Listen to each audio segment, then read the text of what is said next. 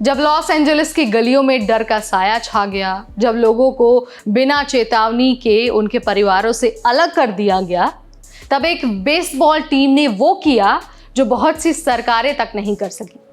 LA Dodgers यानी America की एक बड़ी स्पोर्ट्स टीम, इस टीम ने $1 मिलियन यानी कि करीब करीब 8 करोड़ रुपए की मदद का ऐलान किया है उन इमिग्रेंट फैमिलीज के लिए जिनकी जिंदगी हाल ही में हुई फेडरल इमिग्रेशन रेड्स की वजह से तबाह हो गई है।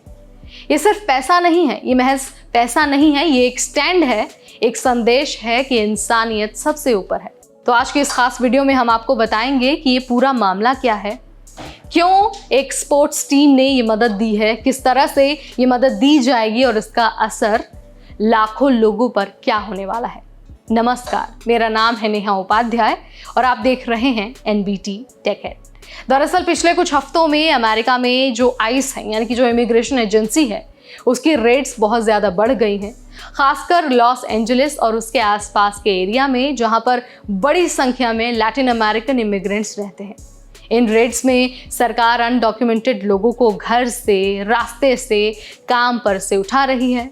इन सारी चीज़ों का जो असर पड़ रहा है वो सबसे ज़्यादा परिवारों पर असर पड़ रहा है। बच्चे स्कूल नहीं जा पा रहे हैं, कमाने वाला घर से चला गया है, डर का माहौल है और ये सारी चीज़ें लीगल नहीं है बल्कि इंसानियत के लिए एक सवाल बन चुकी हैं, ह्यूमैनिटी पर एक क्वेश्चन मार्क लगा चुकी हैं। लॉस एंजलिस की इस हालत को देखकर डॉजर्स टीम ने चुप नहीं बैठने का फैसला किया। डॉजर्स ने $1 मिलियन डोनेट किए हैं उन इमिग्रेंट फैमिलीज की मदद के लिए। अब सवाल ये है कि ये पैसा कहाँ जाएगा। तो देखिए, इस पैसे का इस्तेमाल फूड एड में किया जाएगा, ज़रूरी सामान जैसे कि कपड़े, दवाइयाँ और रोज़मर्रा की चीज़ों में इस्तेमाल किया जाएगा। इसके अलावा इस पैसे की मदद से मेंटल हेल्थ सपोर्ट दिया जाएगा यानी कि काउंसलिंग और थेरेपीज़ दी जाएगी लोगों को।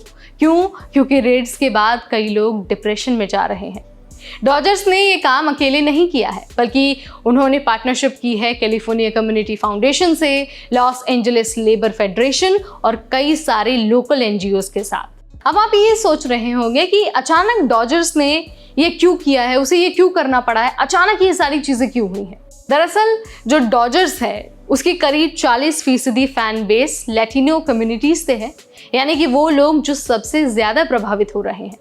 जब रेट्स बढ़े और टीम ने कुछ नहीं बोला तब फैंस ने सवाल पूछे। फैंस ने कहा कि हम टीम का सपोर्ट करते हैं, लेकिन जब हम पर आफत आई है तो आपने कुछ क्यों नहीं किया।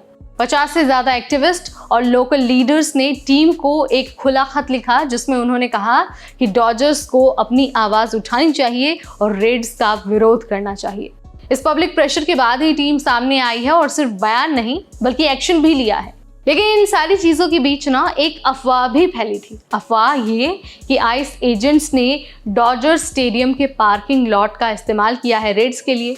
इस पर भी लोगों ने टीम से जवाब मांगा। डॉजर्स ने साफ कहा कि हाँ, एजेंट आए थे लेकिन हमने उन्हें मना कर दिया, हमारी जगह किसी रेड के लिए इस्तेमाल नहीं होगी।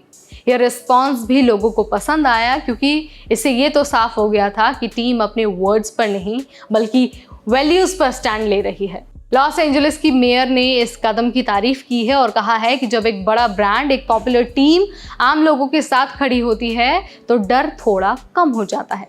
उन्होंने ये भी कहा कि ये सिर्फ पैसों की बात नहीं है बल्कि एक मैसेज है कि हम सब साथ हैं और शहर में इंसानियत अब भी जिंदा है।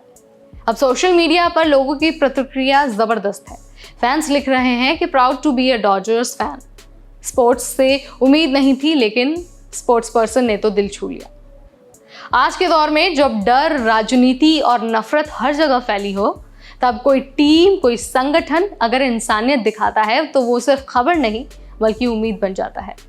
तो यहाँ पर मैंने बता दिया है कि कैसे डॉजर्स ने वो काम कर दिया है जिसने इमिग्रेंट्स का दिल जीत लिया है।